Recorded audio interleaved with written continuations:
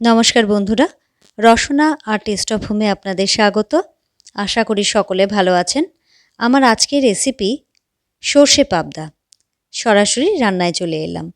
এখানে সর্ষের তেল খুব ভালো করে গরম করে নিয়েছি। তারপরে গ্যাসের ফ্লেমটাকে একদম কমিয়ে নিয়ে আমি নুন, হলুদ আর কাঁচা সর্ষের তেল দিয়ে মাখিয়ে রাখা পাবদা মাছগুলো দিয়ে ভেজে নিচ্ছি। খুব বেশি কড়া করে ভাজবার প্রয়োজন নেই। মাছগুলো অবশ্যই ঢাকা দিয়ে ভাজতে হবে।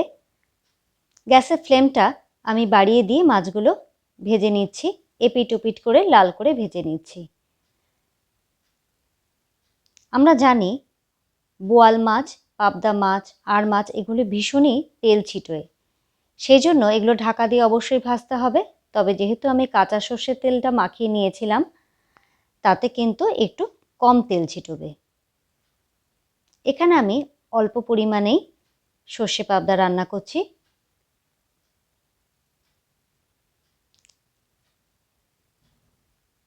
অবশ্যই গ্যাসের ফ্লেমটা কমিয়ে নিয়ে তবে কিন্তু ঢাকনা খুলে মাছগুলোকে তুলবেন, না হলে তেল ছিটে আসতে পারে। কিছুটা তেল আমি কমিয়ে নিয়েছি, তাতে দিয়ে দিচ্ছি দুটো কাঁচা লঙ্কা আর কিছুটা কালো জিরে।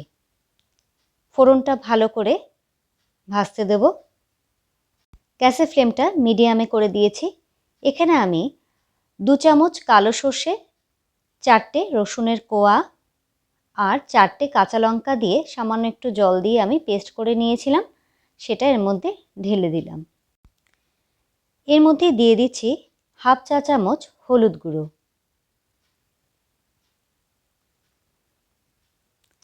ভালো করে মিশিয়ে নিচ্ছি।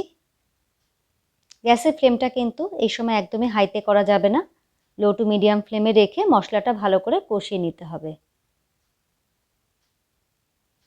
এই সর্ষে পাবদাতে আর কিন্তু কোনো মশলাই লাগবে না। যতক্ষণ না পাশ থেকে তেল বের হচ্ছে ততক্ষণ পর্যন্ত কিন্তু আমি মশলাটা কষিয়ে নেব। দিয়ে দিচ্ছি 3টে চেরা কাঁচা লঙ্কা। আবারও ভালো করে নাড়িয়ে নিচ্ছি যাতে নিচে না লেগে যায়। পাশ থেকে কিন্তু তেল বেরোতে শুরু করেছে। এই সময় আমি সর্ষে বাটার বাটি ধুয়ে জলটা এর মধ্যে দিয়ে দিচ্ছি।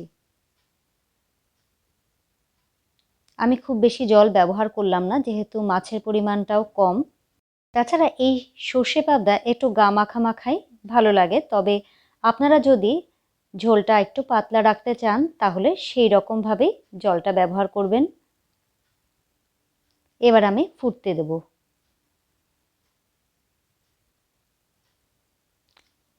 ঝোলটা ফুটে উঠেছে, দিয়ে দিলাম স্বাদ অনুযায়ী নুন। সামান্য একটু চিনি ব্যবহার করেছিলাম আমি এতে টেস্টে ব্যালেন্সের জন্য, তবে এটা আপনারা না চাইলে দেবেন না। ঝোলটা ফুটে উঠেছে খুব ভালোভাবে। আবার একটু মিশিয়ে দিচ্ছি।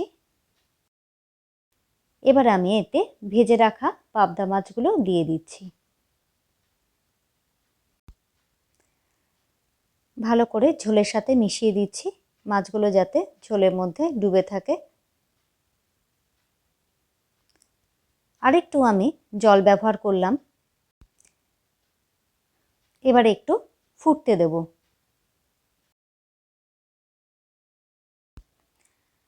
সমস্ত মাছগুলো যাতে ঝোলের মধ্যে ডুবে থাকে সেটা দেখতে হবে, তাহলে মাছের ভেতরে নুন মশলাটা ভালো করে ঢুকবে।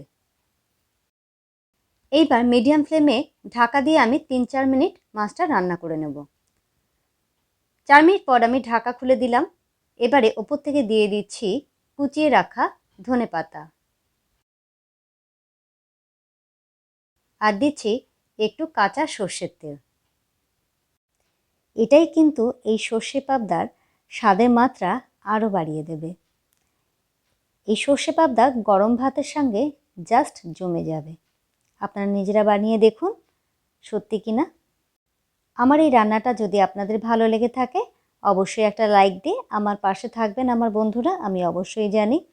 আর আমার নতুন বন্ধুদের উদ্দেশ্যে বলি, আমার এই চ্যানেলটি যদি ভিজিট করে আপনাদের ভালো লেগে থাকে তাহলে অবশ্যই আমার চ্যানেলটি সাবস্ক্রাইব করে আমার বন্ধু হয়ে যাবেন। আর পাশে থাকা বেল আইকনটি অবশ্যই প্রেস করে দেবেন যাতে যখনই আমি কোনো নতুন ভিডিও আপলোড করব আপনাদের কাছে সেটা আগে পৌঁছায়। আজ তাহলে আসি বন্ধুরা, সকলে ভালো থাকবেন, সুস্থ থাকবেন। আবারও দেখা হবে অন্য কোনো ভিডিওতে।